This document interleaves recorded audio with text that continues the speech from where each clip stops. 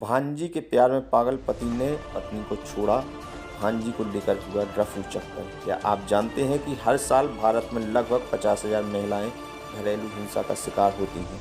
लेकिन आज हम एक ऐसी घटना साझा करने जा रहे हैं जो इस आंकड़े से भी ज़्यादा चौंकाने वाली है। और यह कहानी मध्य प्रदेश के छतरपुर जिले के महराजपुर थाना की है, जहां एक पति ने न केवल अपनी पत्नी को छोड़ा बल्कि उसे जलाने की भी कोशिश की है। 2020 में सुमन राठौर की शादी दुर्गेश राठौर से हुई। एक सफल किराना व्यापारी से शादी, लगता था जीवन बहुत अच्छा होगा, लेकिन यह तो बस शुरुआत थी। शादी के तुरंत बाद ही सुमन ने देखा कि उसका पति हमेशा अपनी भांजी के साथ रहता था। पहले तो उसने इसे मामूली समझा, लेकिन एक दिन उसने दोनों को ऐसी स्थिति में देखा कि जो किसी भी पत्नी के लिए असहाय नहीं था।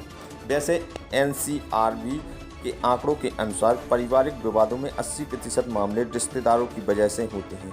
यह एक बड़ी समस्या है और यहाँ तो स्थिति और भी खराब हो गई जब सुमन ने विरोध किया तो उसके पति ने उस पर हाथ उठाया। 2021 में उसने दहेज प्रताड़ना का केस दर्ज करवाया, लेकिन फिर उसे धमकी दी गई। दुर्गेश ने कहा कि अगर केस वापस नहीं लिया तो पूरे परिवार को जिंदा जला देगा। सोचिए कैसी मानसिकता है, एक तरफ प्यार का वादा, दूसरी तरफ जान से मारने की धमकी। और यह सिर्फ धमकी नहीं थी। जब सुमन ने केस वापस लिया और ससुराल लौटी तो उस पर मिट्टी का तेल फेंक दिया गया। देखिए, मामला सिर्फ एक परिवार का नहीं है, यह हमारे समाज की सोच को दर्शाता है। महिला सशक्तिकरण की बात करने वाले समाज में एक महिला अपने ही घर में सुरक्षित नहीं है। और यह भी चिंताजनक है कि उसके दोनों जेठ भी उसके साथ छेड़छाड़ करते थे। एक तरफ से पूरा परिवार ही उसके खिलाफ था और जबकि दुर्गेश अपनी भांजी के साथ फरार है। सुमन न्याय के लिए दर दर भटक रही है। छतरपुर एसपी का आश्वासन दिया है, लेकिन क्या यह काफ़ी होगा? हमें व्यापक स्तर पर काम करने की ज़रूरत है।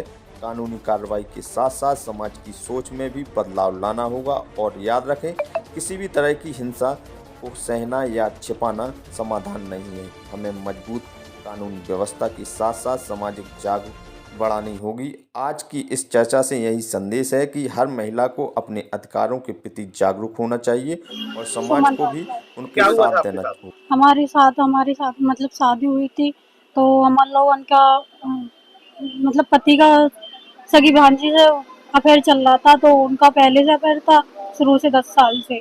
तो उनने हमारे साथ शादी करके फिर उसके बाद केस वर्स हुआ था, मारपीट करते थे। तो हमने केस भी दहेज प्रथा का लगाया था। और उसके आगे फिर मतलब हमने केस करने के बावजूद भी दहेज प्रथा का केस किया था, तो उन लोगों ने हमें मारपीट के केस वापसी लगवा लिया था, मम्मी पापा से कह के धमकी देके।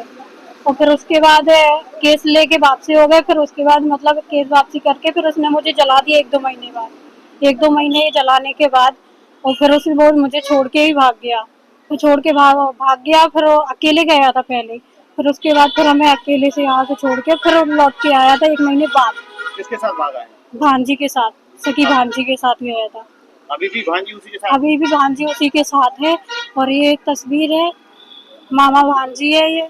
जहाँ कहीं भी हो, इनको यहीं पे मतलब है, इनको छोड़ना नहीं है जहाँ पर है। जैसे मेरे साथ हुआ है, इन लोगों ने मुझे जलाया है, वैसे भी इन लोगों के साथ ऐसे ही होना चाहिए। छोड़ना नहीं चाहिए इन लोगों को, ऐसे आदमी को। आज कहाँ है?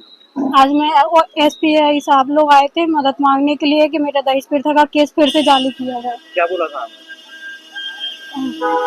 ऐसे तो बोला था कि हम इस फाइल को महराजपुर पहुंचा के फिर उसको फिर से निकलवाएंगे वो केस। मुझे जेठ ने भी परेशान किया था, उसका नाम संतोष है। और बड़े भी है, तो बड़े भी तुलसीदास है, तो वो भी उनको सब पता होने के बावजूद भी वो लोग भी ऐसे ही करते कैसे हैं। परेशान करते थे? परेशान करते, छेड़खानी करते थे, रूम में जाते थे, कभी देखते थे, कभी हस्बैंड घर में नहीं रहते थे तो हस्बैंड मतलब बाजार गए होते तो बाजार से आके फिर ये लोग कमरे में सीधे घुस आते जेठ।